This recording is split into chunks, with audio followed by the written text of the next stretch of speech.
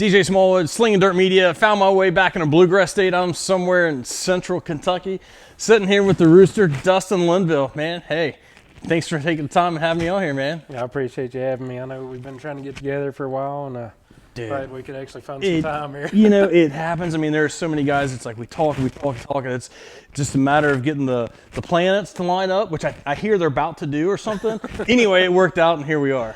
Yeah, for sure. It's a little cold, but you know, when you're racing this weekend, this is the best time to do this, and yeah, I wish we was racing. It's off season. It's, man, sometimes those off seasons can be more busy than race season, I feel like, you know. Yeah, definitely. I mean, like we try to straighten our shop up a little bit in the wintertime, and you know, when you're in the mad dash in the middle of race season, you don't have time to do all that maintenance stuff and all that. Yeah, I mean, you got a week's worth of work every week to go racing, so there's never no time to kind of straighten everything up. Right. And we've refreshed this one right here a little bit, and we stay pretty busy through the winter just working on our buddies' cars and whatnot.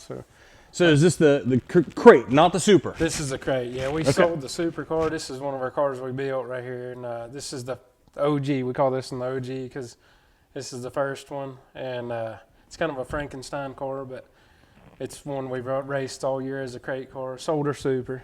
I don't got no super motor. I got a steel block. I traded, actually. I traded my super stuff off for some crate stuff and some steel block stuff and just stuff that seems like we could maybe at least break even with. Yeah. Man, that's hard to do these days in racing, man. For sure. I mean, so your plans for 25 is crate racing. That's the main focus. That's our main focus. Like, I'm always up for any kind of super stuff or anybody that reach out to us to race or whatever. But like as far as our personal stuff, me and my dad own this car, and we just try to keep it going ourselves. And the crate stuff, honestly, this car, it's hard to believe it, but we do got some good helpers on it and stuff, and it almost pays for itself when we're racing. And sometimes it comes out ahead, but sometimes. You know, sometimes.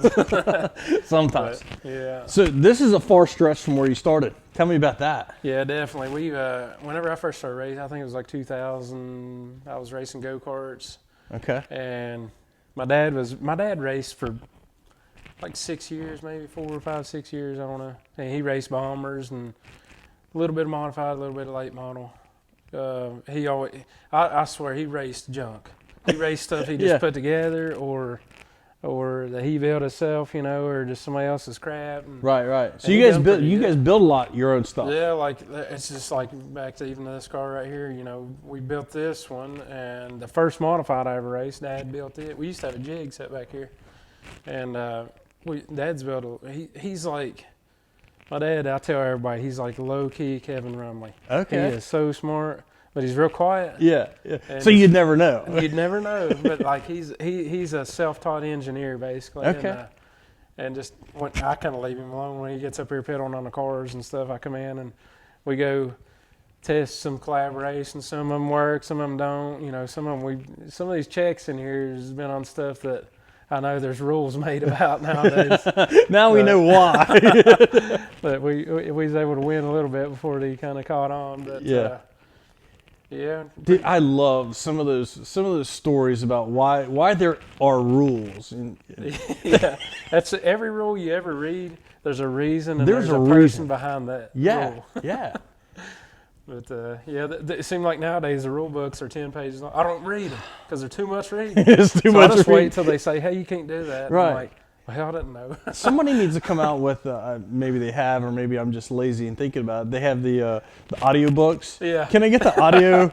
Just read me the rules. Now. Like I'm not if it don't got pictures, I ain't reading it. Yeah, just read it to me, or you know what. When I go to a restaurant, my favorite menus have pictures. Yeah, that looks good. Give me that. Yeah, I like that one. So what's your closest track here? You start racing go-karts. Yeah, I've raced go-karts for like 4 Is there a go-kart years. track around here? There's a couple. There used to be one over in Richmond. We raced that. They mowed it down, and it's pit parking now. But that's where I growed up at. I was there every Friday night, and then my dad raced, you know, what they called bomber then on Saturday. How far away is Richmond from here? We're probably, after they put the new road, I think we can be over in about 40 minutes. Oh, okay, that's not bad. Ponderosa right here in Danville, we can be there, and that's technically our home track because Ponderosa. I grew up racing there, you know, as soon as I got in late model modified, I was over there a lot. Lake Cumberland, I'll be there in about an hour. Ponderosa, though, is probably close up, about 25 minutes from there. But yeah, there's a lot of go-kart tracks around here now. Actually, in the winter months, a lot of the guys, a lot of our buddies, they go down here in Liberty and race go-karts. Okay. It's an indoor facility, and get the itch. Yeah, you get the itch and go down there and got a scratch. Yeah. But I know there was a few years there we got out of racing. Me and my wife, we had our second kid, and congratulations. I just thank you. I'm trying to be a father, and I wasn't really into the racing, and that's a tough balance. It is. It's like, I mean, you feel guilty, a lot for taking so much time on this stuff. And I swear, I tell everybody, like, if my wife and my kids wasn't as into it as they are, that's how I met my wife. But I've heard she's a big part of your program. She is, like, me and Dad do the hard work. She does all the social media and the T-shirt designing and the car and the talking to the people. FYI, that can be pretty hard too. It is hard. I mean, she's the social media. That may not be the physical work, but that can be hard work too. She balances all the mentality portion of it. So, but yeah, I kind of keeps all the ducks in a row. Yeah, for sure. Okay. She's better at that than I am, for sure. So you got a lot of tracks in this area. Yeah, I mean... that's good. Yeah, it's like we can kind of, and especially in the crate division now, it seems like it's getting bigger, not so much super stuff. And that's kind of where I feel like supers are kind of on their way out. I don't want to say that's a good thing, but this is the class that's more economical in today's world, you know? And supers, we need to have supers like special events only. Yeah. And I don't really want to house a car that I can only race here and there. Part-time. Part-time or... Right. But, but yeah, definitely, I mean, I think there's at least 6 tracks we can go to within an hour and a half of here. So those tracks, do any of these tracks even run late models on a regular basis? Or is it just kind of hit and miss on their... I think, Mud Lick and Willard race supers weekly. Weekly, okay. And everything else around here, I think Willard races crates weekly, but around here, everybody's just crates is the late models. Yeah. And I guess if whenever they have a special super event, they'll do like a crate bonus. Yeah. And most of these tracks, you can compete with this around here, but depending on the night of the track. Yeah, Ponderosa, that's mini Eldora, You got to carry some serious horsepower around there, so gonna get behind real quick. Bring all you got and hope you bring enough. all plus some, but yeah, I mean, most of these tracks, I think like Richmond and Lake Cumberland and Rock Castle and Thunder Mountain. We went to Thunder Mountain earlier this year with supers. Where is Thunder Mountain? I've heard a lot about this place. Yeah, where is that exactly? It's okay if you can get to Corbin Arena, where they have Ludacris there next week. Let's find out about that. That's ludicrous. That's ludicrous. So she said there's a concert down there next week. But if you turn off right there, it's basically right in behind it. It's off the interstate, maybe 10 minutes, but you better have a billy goat gear in your truck to get up the hill to get to it. It is a serious hill, but really good track, good facility, good people running it. But we had supers there earlier this year, and I almost started this car because we raced crates here, and I'm like, I don't know, it's going to take a mean super to beat a crate here. Right. And man, if we wasn't, every one of us in supers, even Cameron won that night, Marler, and I think we qualified all half a second slower than the quickest crate. Really? And it was like, we brought the wrong car. Brought the wrong car, yeah. And I'm pretty sure Rock Castle, we ended up the same way down there, but yeah, for the most part, I mean, I can take this car right here and compete, with my crate stuff. And if not, I got a steel block I can throw in there. And there is definitely tracks. I know what you're saying, what you're talking about. There are definitely nights at certain tracks that crates can compete. Yeah. And when I say that, my mind immediately goes to one, there were nights back when John Gill was still in his crate at Florence, when they run crates and supers regularly, there were nights that John Gill's crate car was faster than majority of the super late models. Yeah. And then you take Trent Green, takes his crate car to Moeller and wins a super feature. It's like, wait a minute. Yeah. Yeah, I know. I think we had the first track we took this car to, was Florence this year, and me and Trent Green was racing like heck up there. And I think when we qualified, we was fast time. Trent was second. I think we was both like 6th-ish in supers. Yeah. If we'd have just qualified in the super race that night. Yeah. So I was like, holy cow! I mean, yeah. Even on a given night at Florence, if the track's right, if we ain't ramming the cushion, against the wall like it usually is, but you can kind of compete with these. I mean, you talk about the crate field. Sometimes you have at Florence, with if you're there and Trent Green's there, Josh Dietz is there, Joey Kramer's there, it's like, man, you just got a race right there. Josh up the purse. Let's up this. Let's put on a real good race. We got a full field of all-stars here, it seems like. Man, I'm telling you. Yeah, they got that's the fun thing I think about the crate stuff is these tracks really, it's balanced out, the payout's pretty good, and there's more guys getting into this class, and you got a full field just about any track you go to. Right. So it puts on a good show for the fans. Everybody's pretty close and same speed. Yeah.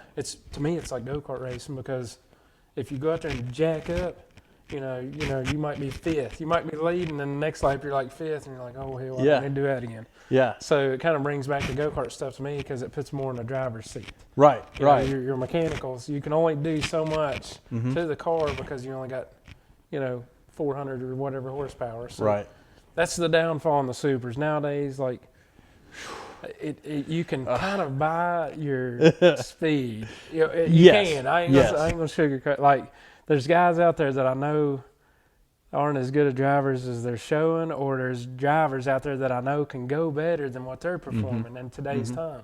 And it's all about the technology. When we're putting 900 plus horsepower under the hood, there's a lot of technology you need to do, or you need to also pay for in each corner of the car to, be able to latch 900 horsepower to the ground, I just had a conversation with a guy. We were talking about how, man, you go back 30, 40 years ago even.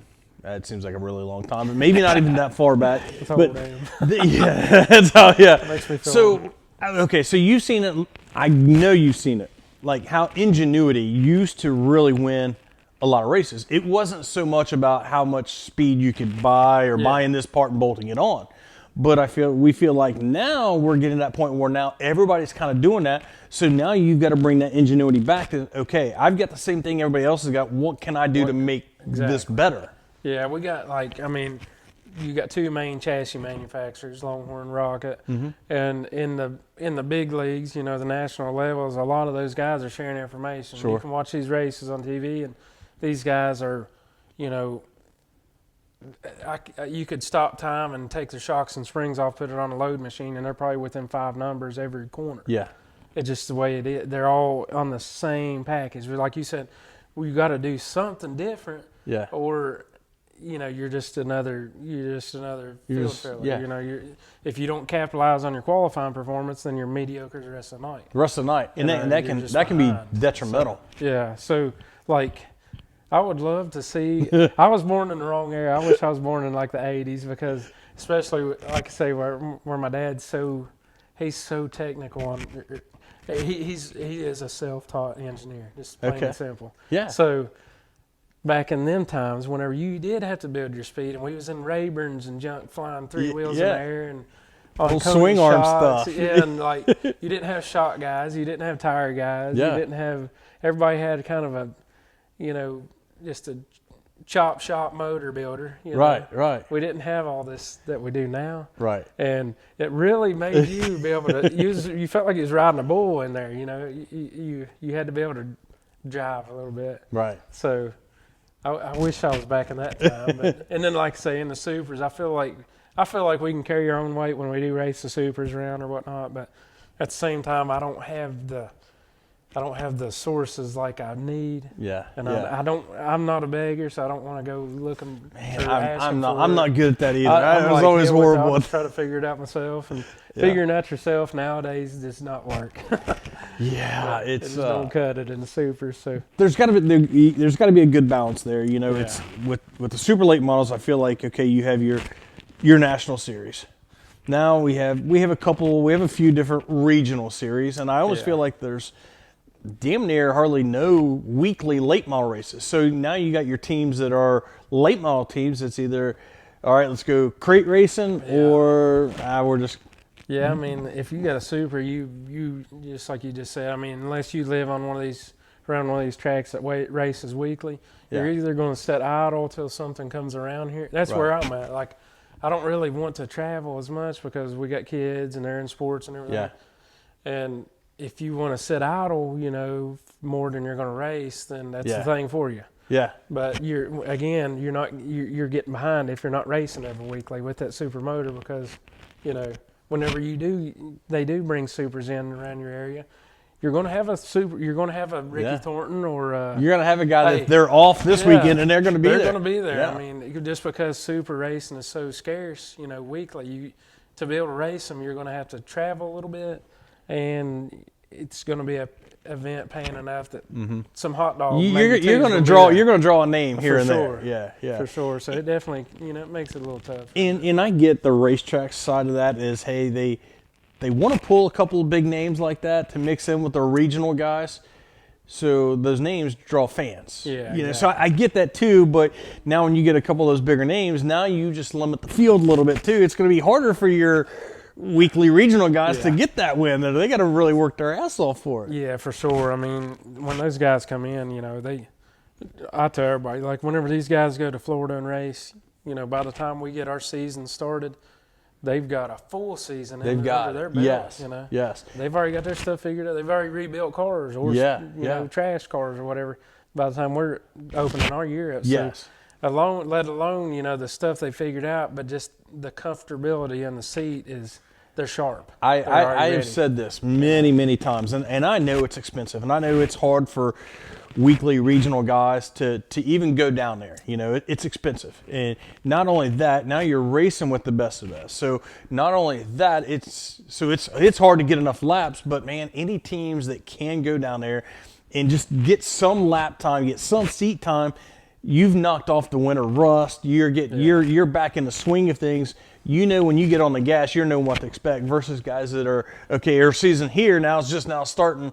They're knocking off this, like you said, knocking off the rust while these guys are already rebuilding another car. Yeah. We ventured down to East Bay, I think in 2017, and that was a big deal. We was at one racetrack for 6 nights of race, nights of racing. So take that into effect up here. We come back here, that's 6 weeks of racing. Yeah. So we learned, or whatever. It was a bad experience, but it was a bad learning experience. We was at one track and we figured out, what we didn't need to do or whatever, there in a matter of 1 week versus 6 weeks, back home here. But so it was a good bad experience. Yeah, definitely. I mean, it's a learning curve there, and now that it's shut down and gone, I'm glad I got to experience that one time. I've been there to watch a couple of times, but yeah, I mean, I think we're going to take this one down to Volusia, and I think the Sunshine National, so the end of January. That's coming up. That's just something like it ain't something that like we really need to do, like affordability. Right. It don't really pay for itself down there, but it's one of them things where, like, just like I said, we want to do some testing on this car, and we thought we need to go down there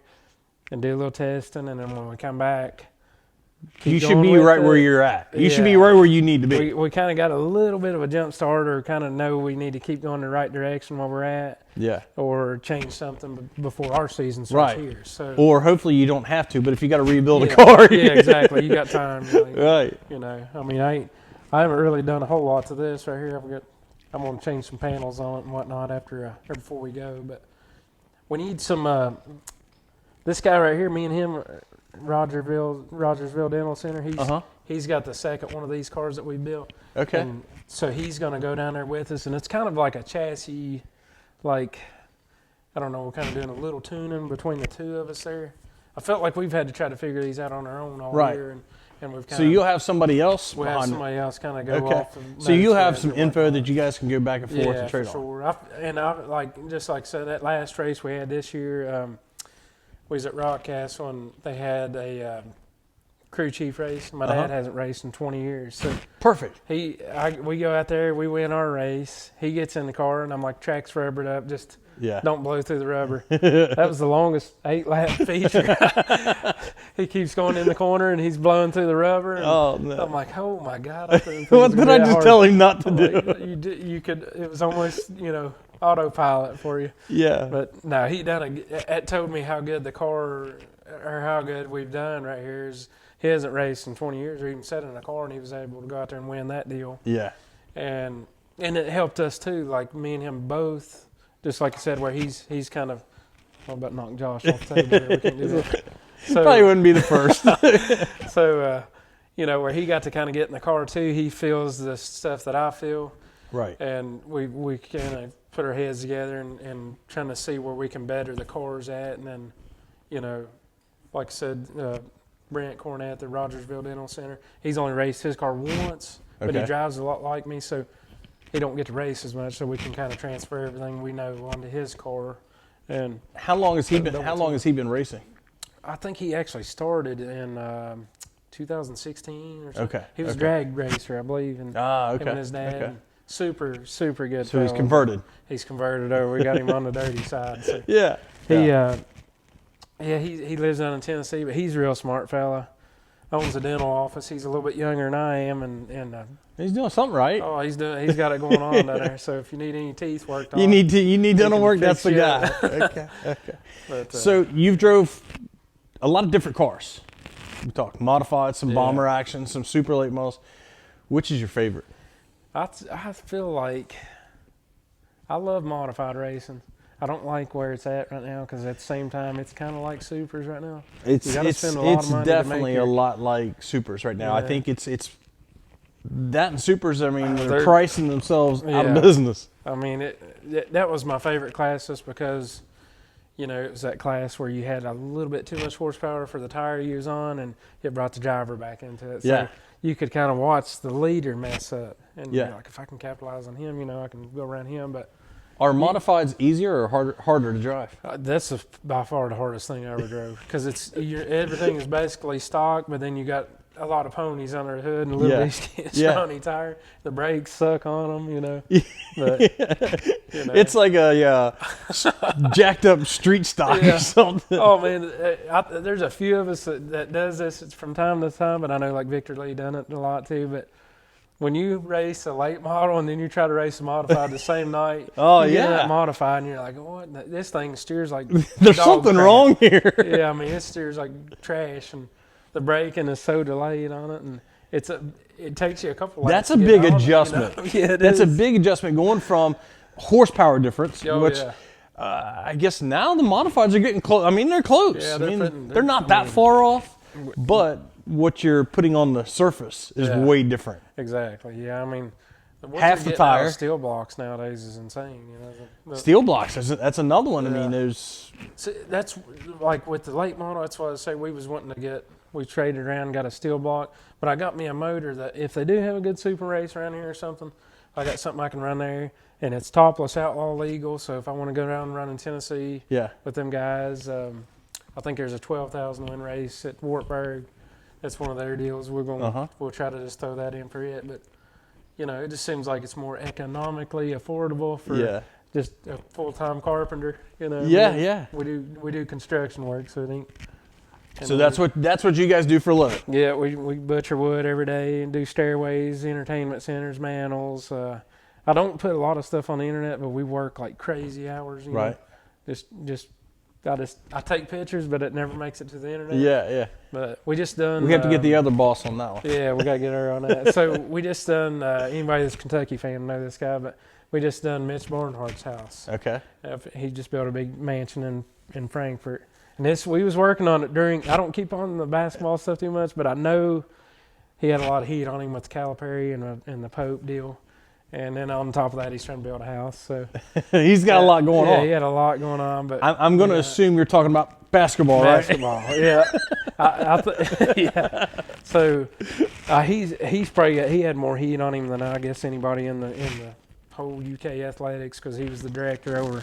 He's the director over all the hiring and firing or whatnot, I assume there. So we done his house. That was pretty cool.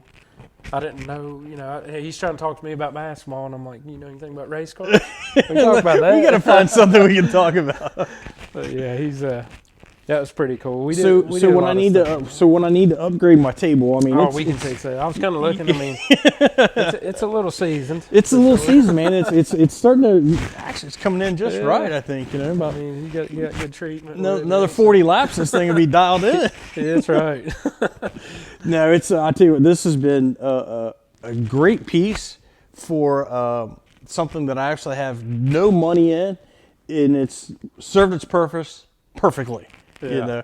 I think it's pretty unique. I mean, it's like I was talking about your cherries. Yeah. I was watching your other episodes, and I'm like, I got to check. We got to step our cherry game. We got our cherries. And I noticed you had the same cherries, so we're good. We're good. Yeah, yeah, it's pretty cool, unique deal here. Especially where you got everybody sign it. There's stories that goes along with all. There is stories that goes along with every name that's on here, and I love it. I love being able to sit down with a guy. Let's just bullshit about racing for a while and get some of their stories, and you know what? And then at the end of the day, when I walk away, man, I've got this guy's signature on my table. It's a pretty cool piece. For sure. I mean, it's just something this is like a piece of sheet metal you're gonna hang up after you. Yeah. I'm like, what am I gonna do when I run out of room? Like, I'm not gonna run out of room. I'm not gonna run out of room. I could see this maybe getting plexiglass over it someday and becoming start another level. Yeah, whatever I got to do. Yeah, we're gonna keep this thing around as long as I can. It's I'm really enjoying it a lot. Yeah, heck yeah. So we talked about the different cars. We've mentioned a lot of racetracks in this area. Whether this area or not in this area, do you have a favorite track? Well, I think my favorite track is probably everybody's favorite track. We all love Eldora. Okay. As far as on a smaller scale, if nobody's been to Wartburg Speedway in Tennessee, you got to go. Josh Rice won a race there. Oh, okay. And I think he liked it pretty well. If you win, yeah. You win there, so definitely a bucket list track for anybody that's never been there. It's probably my favorite track. So I have a slightly funny story I get. To me, it's pretty funny because I was working at a powerhouse right there in Burnside, right across the river from Lake Cumberland. Yeah. And I was working there. I was a union iron worker, and there was some other trades in there, and there was a kid, he's a lot younger than me, a guy working there, and he seen I was wearing racing t-shirts on the job, and he come up to me and started talking to me about racing at lunch one day. And man, I could really barely understand about every 5 words this kid said. I mean, his drawl, his accent. I mean, I've got some family that's got some heavy Southern twang to it. This kid, man, he started telling me about this track, Wartburg. Yeah. And man, I had to ask him 10 times. I said, man, you're going to have to write this down. What are you saying? Wartburg. They call it Wartburg. Yeah. I was like, I'm not.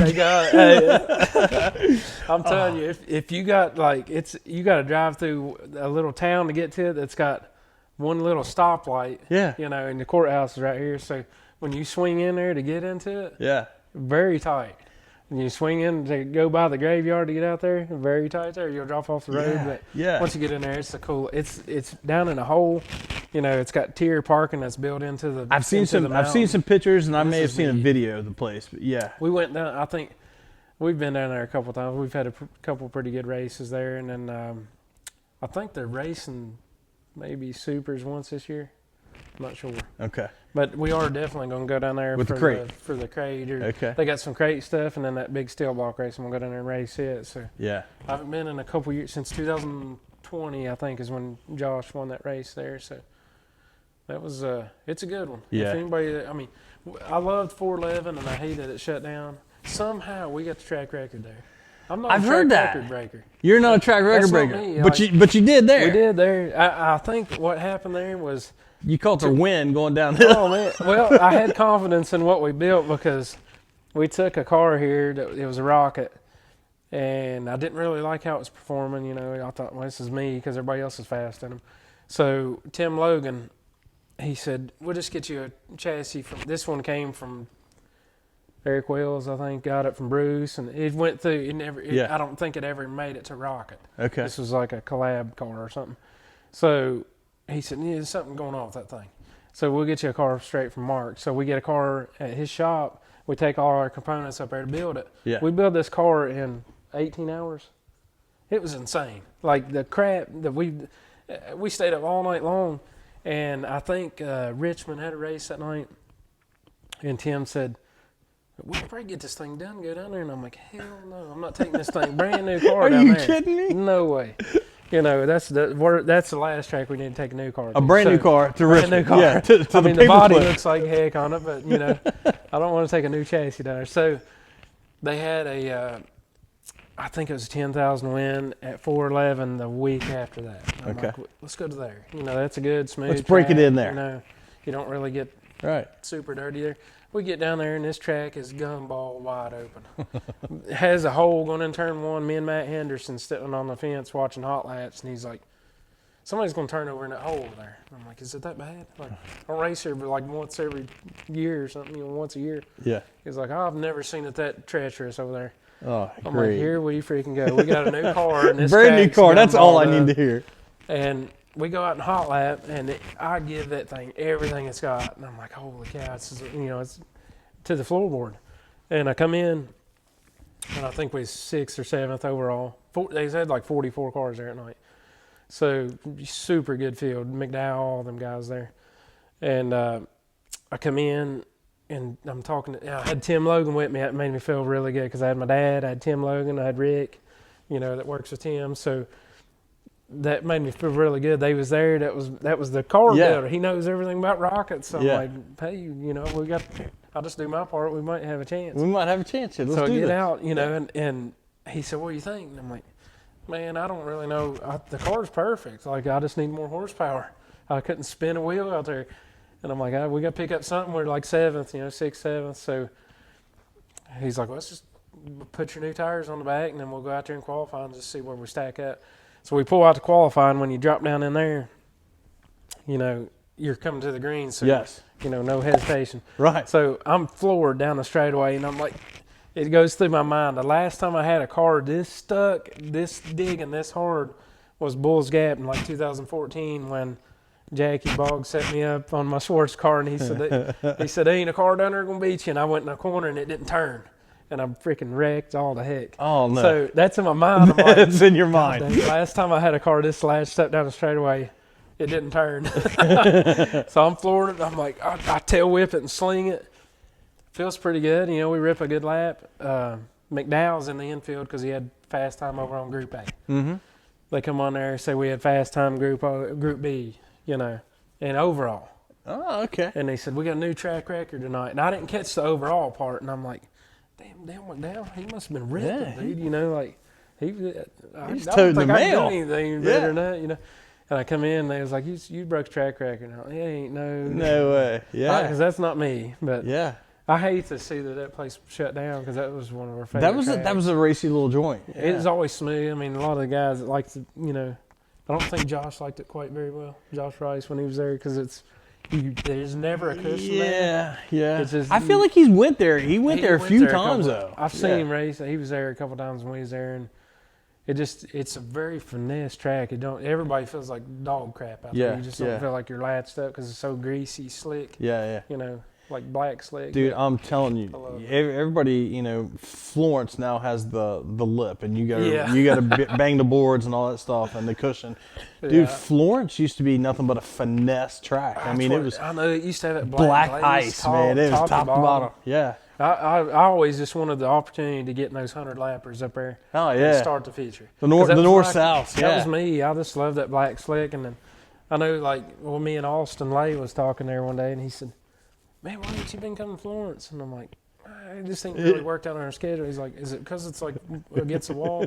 I'm like, hey, don't get me wrong. I love that, but I don't like freaking bringing 3 spoilers every night with me. You know, deck panels. But if I'm not racing the next night, or, you know.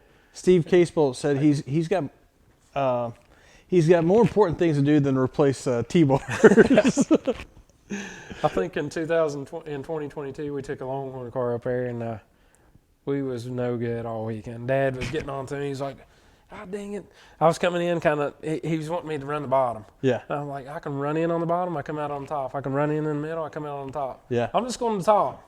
He's like, quit freaking Ain't tearing got far the to go. spoiler out. I'm like, screw it. I'm just going to get there quicker than me going in the corner and glazing. Right. And then catching that lip off. Yeah. I'm like, I'm just going to freaking race this ring. I don't care. Yeah.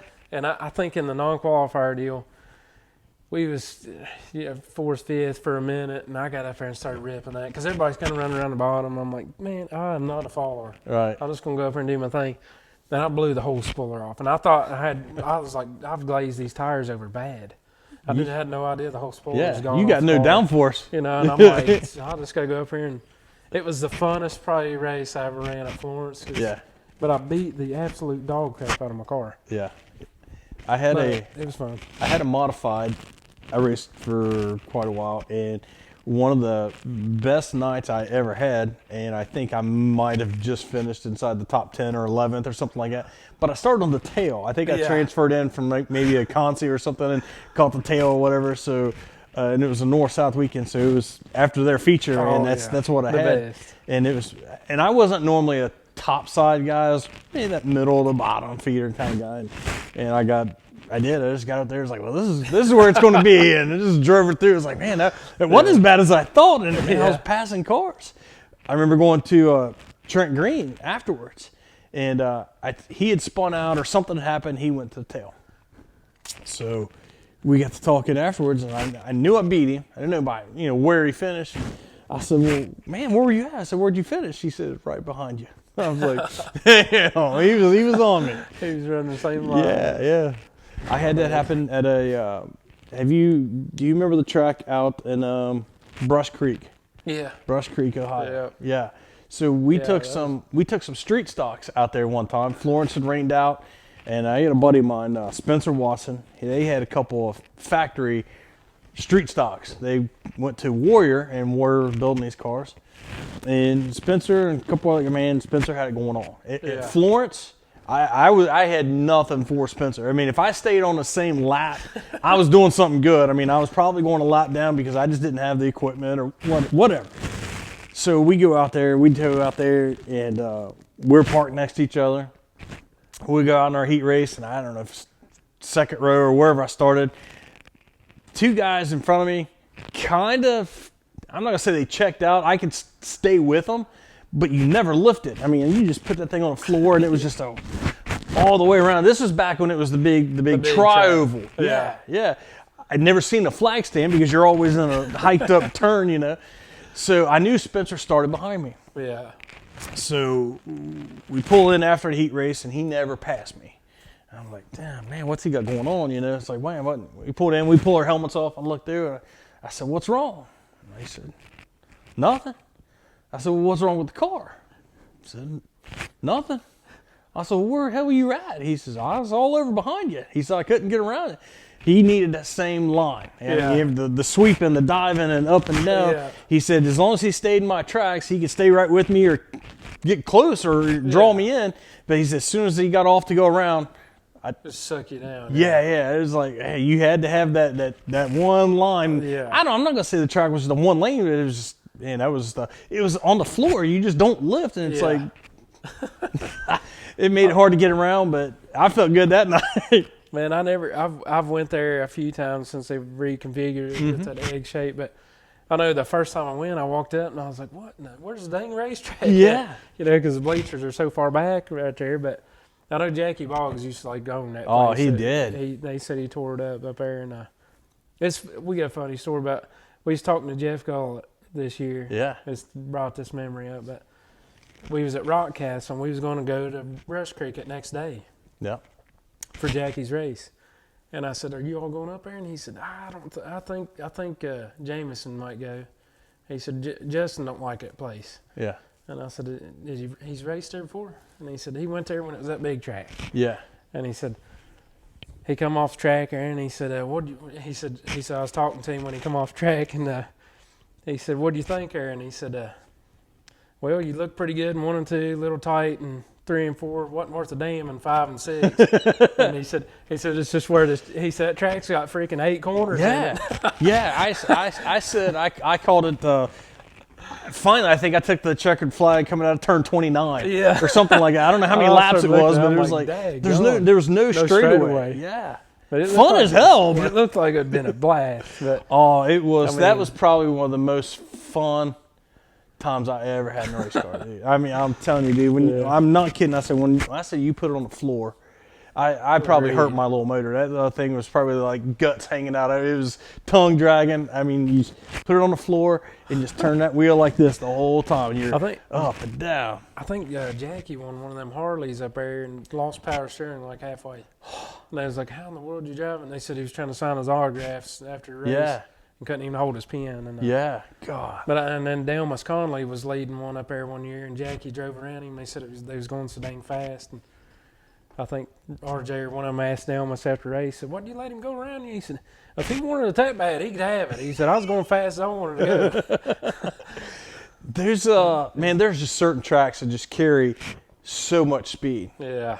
I had, for sure. I don't remember when they changed it.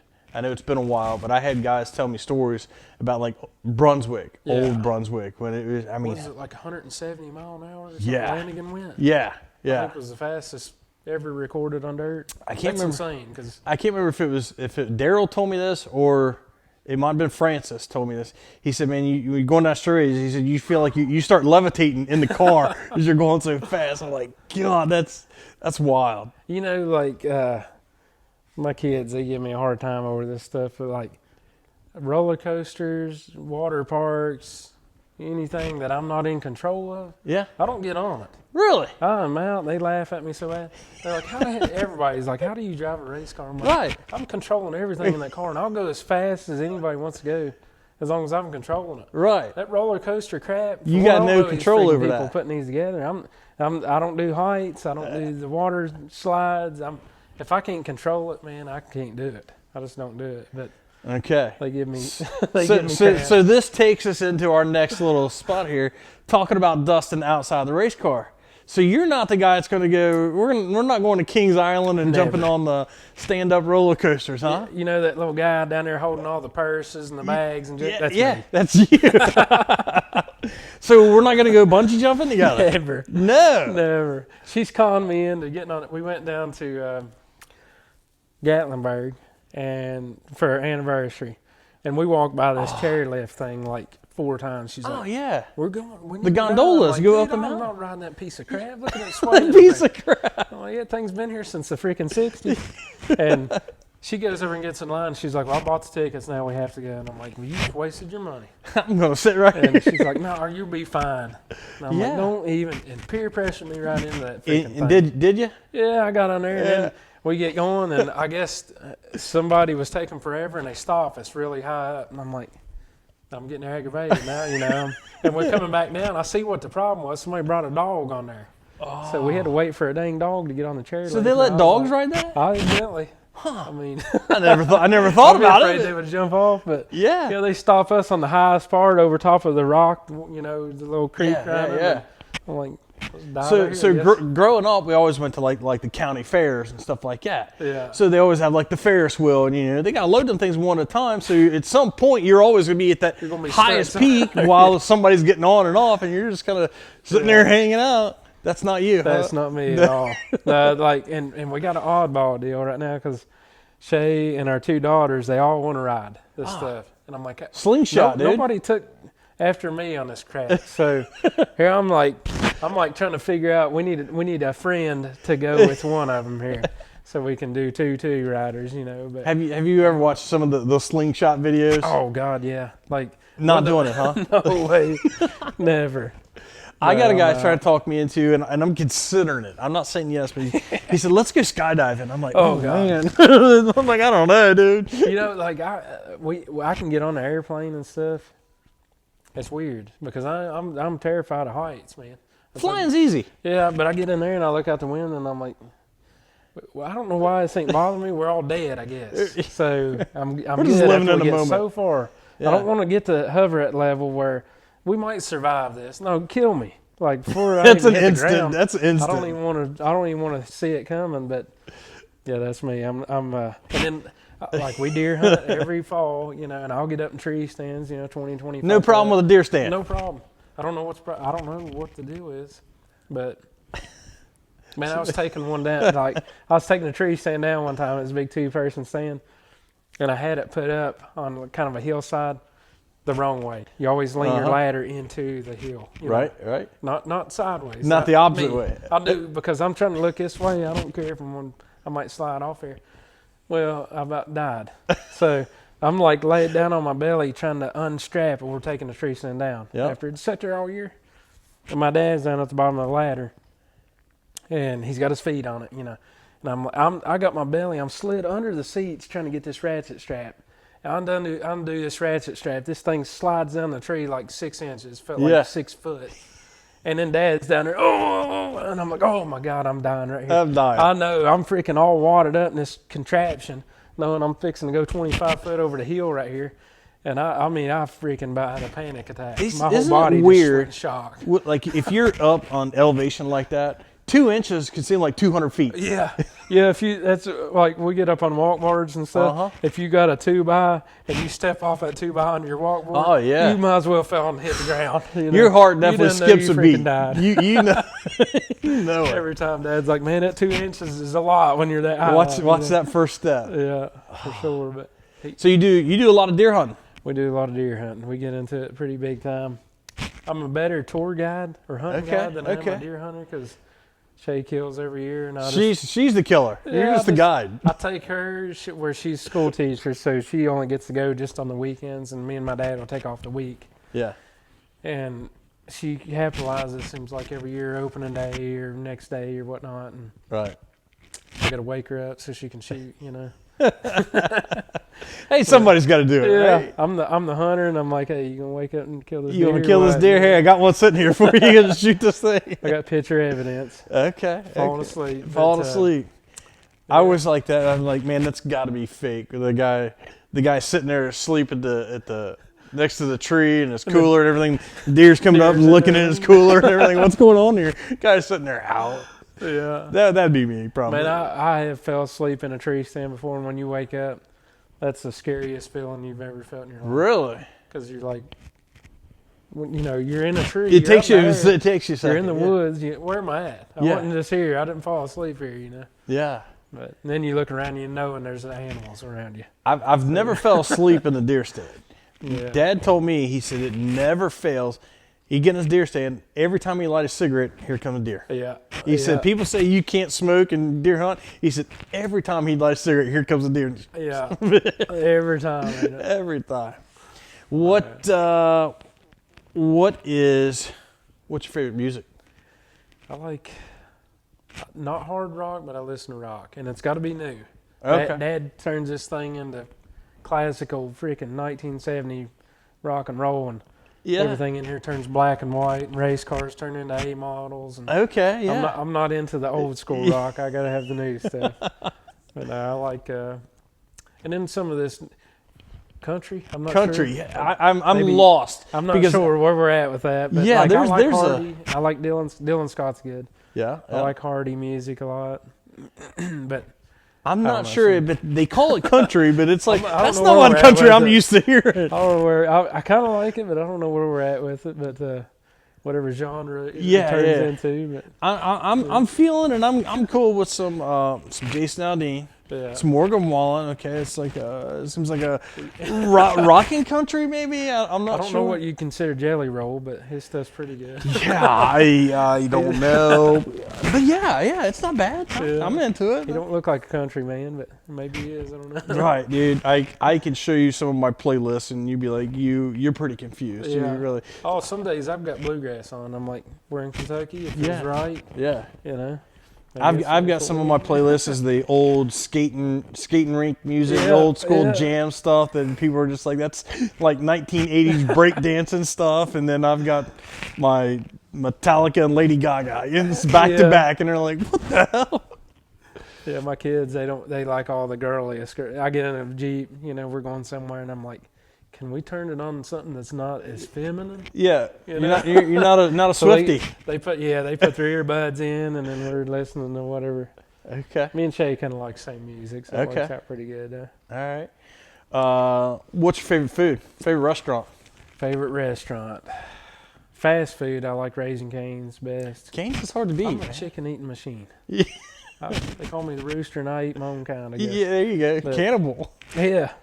Favorite restaurant? If you haven't been to Malone's, I don't know if that's worldwide stuff. Malone's. Okay. I've never heard of it. You need to. I don't know if they got them like more than Lexington or if it's just a Lexington thing, but the best steak you'll ever eat in your life. Malone's. Okay. So you may have to take a. I'm going to check this out. Yeah, I'm coming back down. Very good. How far away is that from here? From right here, I can be there in 30 minutes. Okay. We're central, man. We can be to anywhere. You can be anywhere. Yeah. I didn't realize I'm like so close to Ponderosa. You're talking like it's not that far away. And I'm like, maybe 25 minutes. Where we live at, I love it. And as far as racing, I love it. It works out very well. You know, I think about these guys that lives down south or way up north or whatever. Everybody comes to Eldora. You know? Yeah. And we can beat Eldora, and you know, from right here, right at 4 hours. I think 3.5, 4 hours. Yeah. Not bad. That's our biggest trip. It seems like every year. Right. Which is nothing to some of these guys, but right. Then, like I said, I'm surrounded. I'm not in the city right here. Yeah. We're close enough to the cities. You could be to any of them. Yeah. And then like our hunting land that we deer hunt on, it's what 25 minutes, maybe 25 minutes from here. And you go over there, and it's like you'd think you're in freaking Rocky Mountains when you get over there. It's just you're in Montana somewhere. Yeah, it's so rural over there, and you know, coyotes, bobcats. I ain't seen no bear, but they're in there. I'm sure. You know, but we love it over there. That's our getaway from this. That's your getaway from this. When we get done with this, we go full bore deer mode. Okay. Last question that I have for you. Let's take racing out of the equation. Let's say there was no such thing as race cars. What would you be doing? So I tried to do this a couple years ago. I take it didn't work. It didn't work. So, yeah, in 2000, when we came back from East Bay, I got out of racing. And I mean, we sold everything. I think the only thing I had left was that pit box over there. And I just kept it because we work on junk in here all the time, so keep tools. But I got rid of race cars, trailers, trucks, tools, or, you know, pit equipment anyway.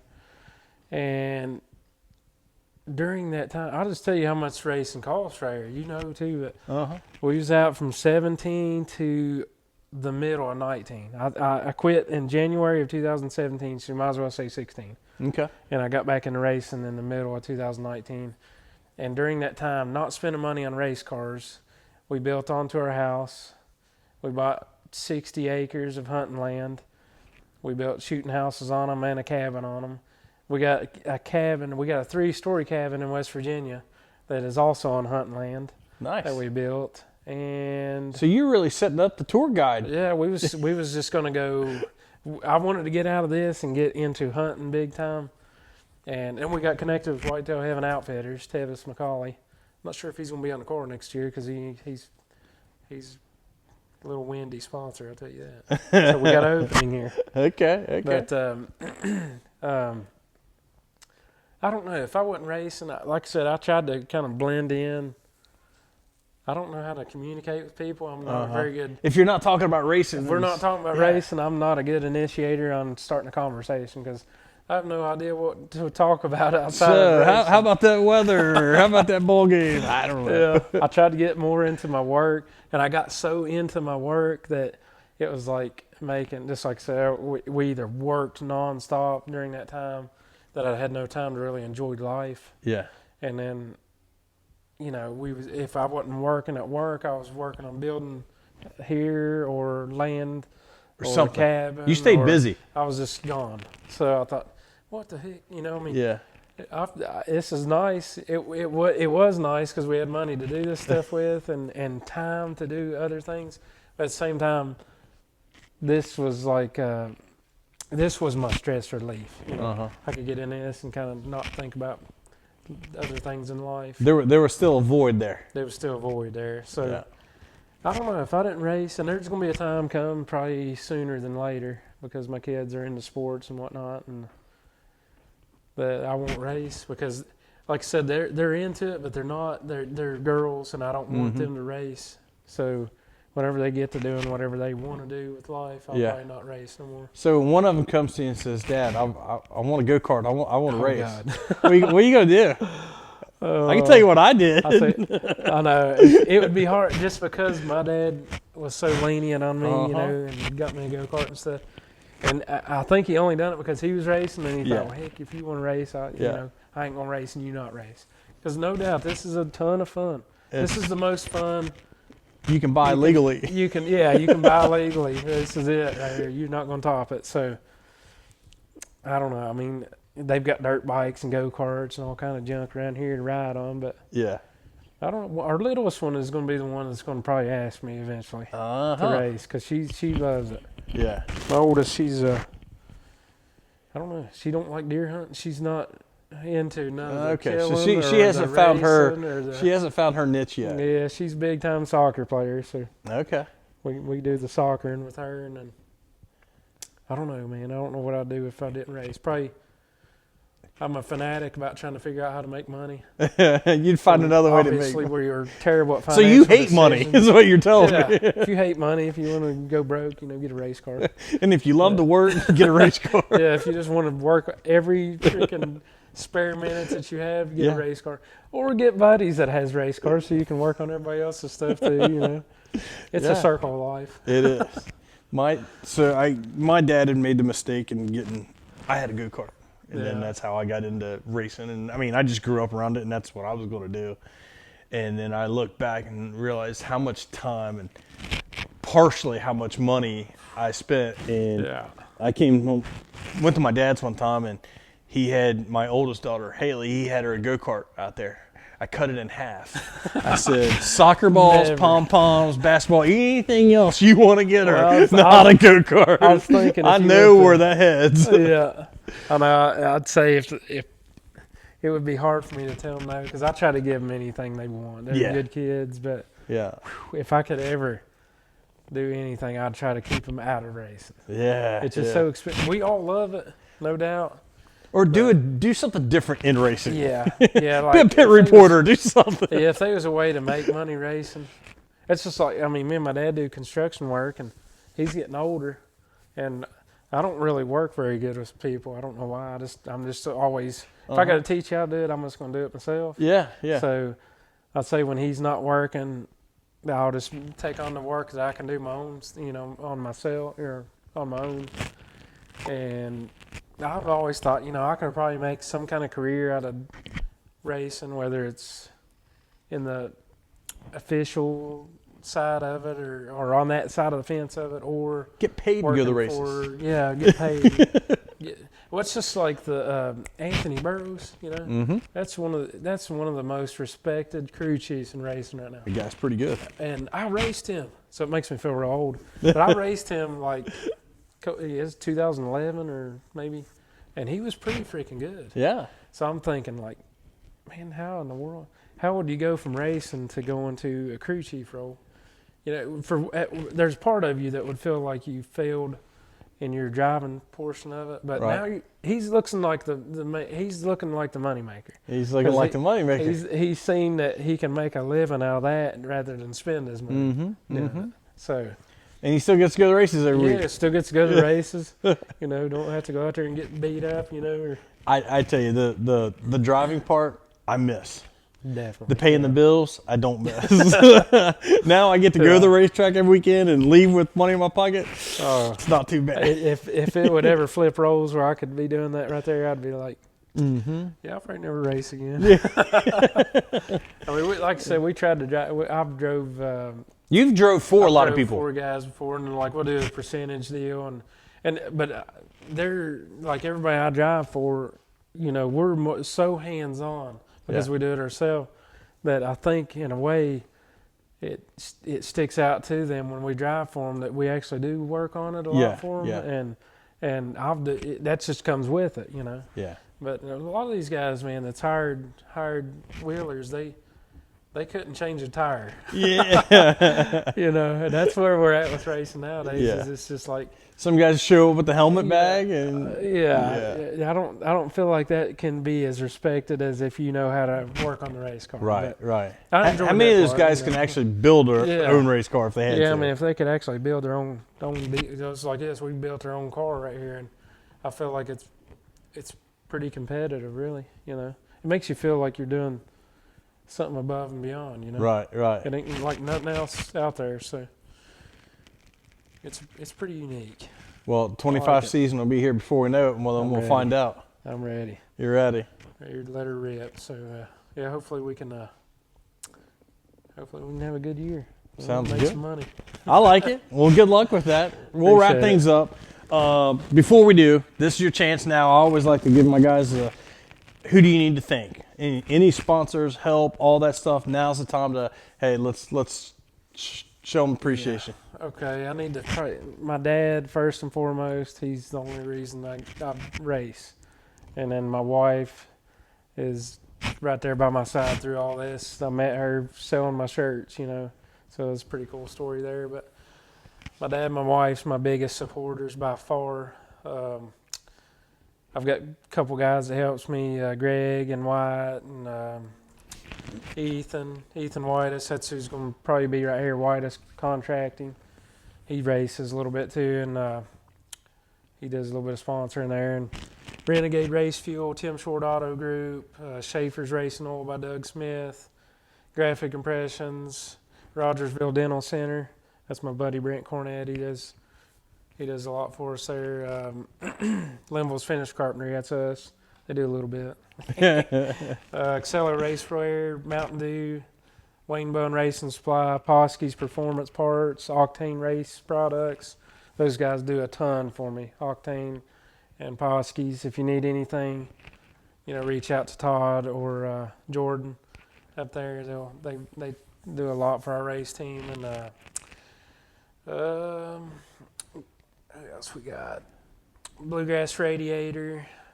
That's our buddy Dan Deaton. He does a lot for me. Cook Rifles. That goes back to my hunting side of things. It's a super good family friend of ours that he actually builds rifles too. So awesome guns. And he does a lot of our motor, you know, if we need any valves ran or whatnot. And Scotty Shelton's Body Shop. And is that it? I think about hit I think you about got them. About got it. But yeah, just everybody, the fans, you know, we got, whenever we have new merchandise, they never let me down. They always kind of support me on that, good and bad, you know. You definitely got a fan base. Yeah, I feel like Rooster Nation is definitely out there. Man, if racing don't humble you, there's nothing out there that will. I mean, you can really tell who's with you through the good and the bad. You know, when you're in a slump, there's guys that ride the wave, you know. Yeah. Or, you know, there's fans that are just with you when you're doing good. Yeah. And it stings, man. I ain't gonna lie. Like, I speak for a lot of people feel it. here. You feel it because we're human. Yeah. You know, and all we have to offer is our true selves to everybody. Yeah. Whereas, like, you know, in return, when I quit racing a couple years ago, I had very good friends that I thought a lot of. That whenever I took the you know, the fact that the benefit that they had from being my friend away from the situation, they dropped me. So, and what I'm saying, like, is racing gets a lot of publicity. You know, you get seen a lot in the spotlight, and they kind of thrive off of that. Whenever that's gone, they leave. Yeah, the glimmer's gone. Yeah, they do. So I've had a lot of that. Yeah. A lot of that, especially, I mean, in the past, and then, you know, like I said, I mean, you know who's real with you and who's just there when for sure you're at the mountaintop. But yeah, I got to thank everybody that's stuck with me through all this, and all my good buddies and family that supports me, and we'll see if we can have some fun this year. That sounds awesome. And Dustin, the thing I like about this is, man, this gives the fans, the viewers, gives them that chance to get down and see a conversation. There's people that may never get to see who Dustin is. You know, they know the D8 machine. They know that they see that car going around. Man, now they get a chance to see, hey, what's this guy like outside of the car, you know? And I feel like this is a great opportunity for that, and I think you've done a great job, and I appreciate you having me on here, man. Yeah, for sure. I appreciate you coming down and spending the day with us there. And yeah, like I said, we're looking forward to this year, see what we can do. And I'm probably one of the most friendliest guys in the pit, so anybody out there more than welcome, come up and come say hi and buy a shirt. And I'll take you through the trailer and the truck. A lot of the kids like to come through and check all the equipment out, and even stop by our shop, you know. Heck yeah. Good deal. We're going to wrap things up. It's been good. I hope you guys like it. Don't forget to like, subscribe, all that great stuff. If you see Dustin at the track, don't hesitate to go over and say hey to him. All that great stuff. And, man, we'll see you at the track next week. All right, thank you. Last thing we got, man, I got to get you to sign my table. Oh, for sure. Heck yeah. We'll find a spot, man. You feeling it up. Anywhere you want, bud. All right. Let's see here. I'm going to leave Chilton a spot here, huh?